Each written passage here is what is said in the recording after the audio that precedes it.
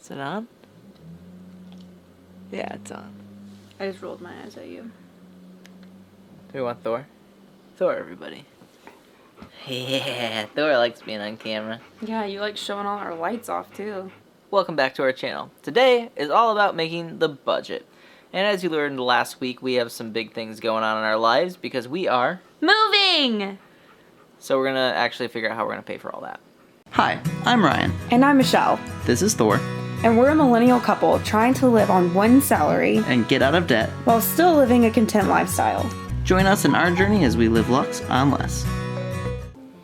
So, You're a strange man, Charlie Brown. number one on the list today Number one. is rent. And we're going to up our rent. Okay, let's be more lively than that though. Well, I was pausing because I thought you were going to say something. Well, I was leaving drinking room for something. you. Well, maybe you shouldn't be such an alcoholic. I took one sip. Yours is way lower. Look at how drunk you are. Number one, the first item on our list. Item on our list today. All right, so the first item on the list is rent. So you're going to see this go drastically higher. And we're going to talk more about this in greater detail in some videos to come because we're going to be doing like a whole series on the house. However, we are upping our budget to roughly $1,500. At least to be safe. At least to be safe, because we are moving to a different city and not 15,000, 1,500 please. And we're not that wealthy. Wasn't that much of a raise. Yeah, we just want to be clear that we've always said that tiny living is something we would do as long as it made sense. And with Ryan, if you learned last week, we'll put that video up here. Ryan is working from home now, remotely, so we need to make sure that we have enough space for us to be able to close the door at the end of the day, at the end of a work day. And we're also trying to be a little bit more efficient. You know, some of the things like doing our own dishes because we don't have a dishwasher, doing our own laundry, or taking our laundry, those things do take time overall. And so even just those little things, we're really trying to get to a point, because we do have a little bit more income coming in, we're able to focus a little bit more on being efficient. Correct. Rather than just trying to save money at all costs, which is literally where we were before when we didn't know if we were going to be able to pay our bills. And so now we're in a place where we think we can accomplish more by spending just a little bit more. Is that fair? I think that's fair. And we know that our rent previously was really not realistic for anyone doing following along on our journey. We were paying like $375 previously. So we are aware that now you probably are going to be able to really identify with more of our channel and what we're sacrificing and what we're choosing what we're choosing no longer to sacrifice. Right. So LG&E, I think we expect will go up a little bit with a bigger space. We expect it to go up at least about $25. Again, this is us guesstimating a lot of things because if we're honest, we haven't even signed a lease at time of recording. That's right. Internet, maybe we leave the same just because I assume it's kind of similar. Everywhere. We'll leave it the same unless we'll find out. We may have to go up in speed for your work, but True. We'll kind of see how that goes. Gas and oil, actually, we'll probably be driving less because Michelle's drive to work will be shorter, based on the places we're looking right now. So assuming those work out, or one of those works out, and I'll be working from home, so obviously I won't be driving as much. So we could keep the 150 to be really safe, unless we want to drop it. I think. Well, we also have the move in there. Ooh, this is June. We're moving. Yeah. So maybe even up it. I think maybe you up it by Especially with gas going up here recently. I would say let's take it to $250. Okay. And let's just call it good at $250. Let's do it. We're trying to buffer in all of our moving costs. Some of it we will get reimbursed, some of it we won't. It's a whole thing. And we can't really go into detail on that. But. And then maintenance. We have been doing $200 for savings. That.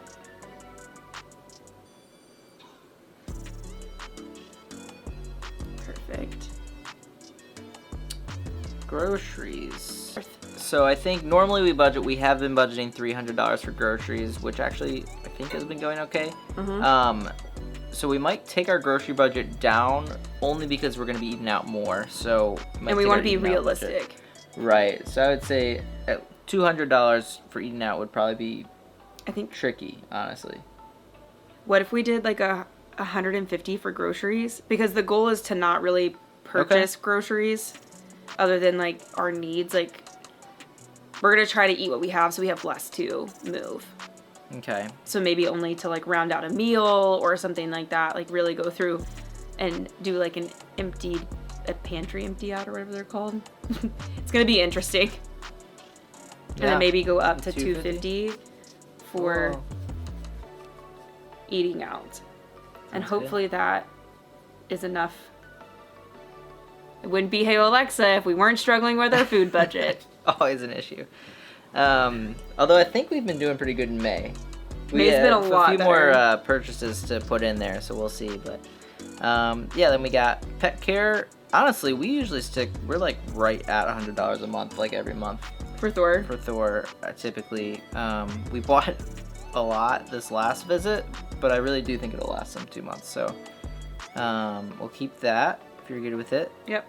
Miscellaneous. Oh, I think miscellaneous we were going to go up a little bit to like 200. If you're okay with that. Is it too much? Well, I'm just crazy? I don't know. But we can go up to 200. That's fine. And then we'll just kind of see where goes. we're at. The goal here, you guys, is that we're still living well underneath our means. And still trying to save that $10,000. We've already paid off our consumer debt. If you have been following along for the last few months, you know that. So that is where our goals are, and that's also with paying down student loans and some other things that we're trying to work on. Right. Then Jim, well, I guess for now, do you want to keep the 25 in there just because we don't know? We'll keep the 25 for now, and I need to go ahead and cancel mine.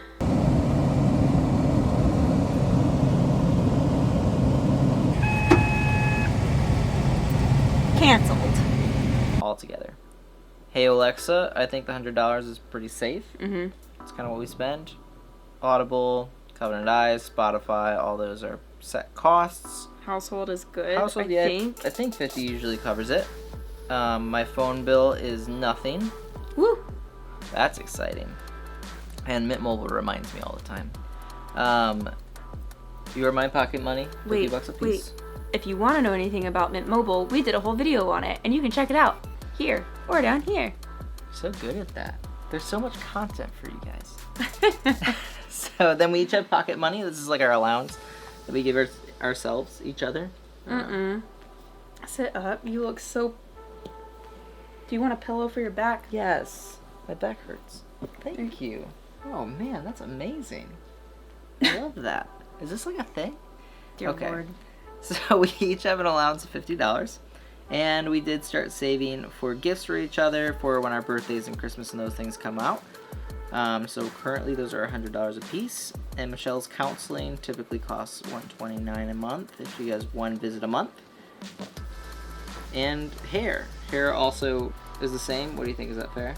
Mm-hmm. I would say leave it for now. Storage unit will be gone, so we don't have to pay for that anymore. Laundry will be at the apartment. Sweet. Our secret project. Secret project money. So we're gonna come back to that. Make sure we covered everything. Thor's school, we might have to put on pause. What do you think? Do you want just come back to it? Yeah. We'll come back to that too. Auto insurance, we've got 204. Hopefully that'll actually go down a little bit, but we'll see. And then student loans. There's actually no money due yet for student loans, but it will be $300 once we actually have to make a payment. That's going to be the minimum. So we've just started paying that $300 right off the bat just to be to have that rhythm in place. But that leaves us a little bit left to budget. The only thing is I want to save for things that we haven't been able to save for that we want to be saving for. Christmas for our families, because that runs us about $2,000 a year, roughly. For both of our families combined, we have huge families. And then clothing, we don't have a line item for clothing, which we have some needs. So what if, I know obviously we'd like to be able to throw more at debt right now. There may be bonuses and things coming down the line. That's a I possibility. forgot about that. So, but of course we can't plan for that. You gotta kind of plan for the worst. So what if we throw in some of those other expenses, put the clothing in here. Because I think the whole thing about the budget is just being realistic and making sure you know where your money is going. So I think saying like, hey, we need clothes. We're going to buy clothes because we know we need them regardless. That's fair. And then we also have like the housing projects that we were going to do, that we have money to do. You mean like buying the furniture and... Right. Yeah. And maybe we'll try to thrift some of that. Like, we're still going to try to be as budget friendly as possible and also as sustainable as possible. So like thrifting might be a better option. And using what we already have, we're trying to use what we have. But that'll be a whole other video. We're kind of telling you a little bit about what we're going to be doing. There's your sneak peek. Christmas. We really believe that there's no reason to go into debt for things, and we would rather, as much as we want to throw extra money at our debt, and we have thrown a lot of extra money over the last year, not even a year, the last like 5 months at debt, we definitely want to make sure that we're not going into debt. Do you want to put all of that in the secret project money and we'll kind of divvy it up from there? Or do you want to start throwing some of it at the student loans specifically and then do just some of it for the secret project money? What if it was split in two? What if half of it went to debt and half of it went to, like, maybe do like a second, like do like down here, like add a debt payment, like instead of like, that way we know like the loans is once, that's how much we have to pay, and then like the additional money, like additional debt payoff or something. It is an every dollar budget. Ooh, I don't like doing those because I can't get scared. Sorry. Yeah. Of course, it's subject to change. Sometimes we do like a check-in and literally check in, and sometimes we check in with you guys. So we're gonna see how that goes and kind of go from there. So thanks for sitting and watching us do our budget, and we will continue to do every week because you guys help us stay accountable to that stuff, and we really appreciate it. But yeah. Again, we would love some extra tips or anything in the comments below that maybe you want some ideas on some things. We're gonna definitely give you guys all of our budget tips to come with the move and everything like that. So stay tuned. And if you like this video, if you would just give it a thumbs up. And if you haven't yet subscribed to our channels, please do so. We'd love to have you come along on this journey with us. Comment, let us know how you're doing on your debt journey if you're on one, or just any other thoughts you may have. And until next time, just remember to budget wisely And compromise kindly. See you guys. Bye, guys.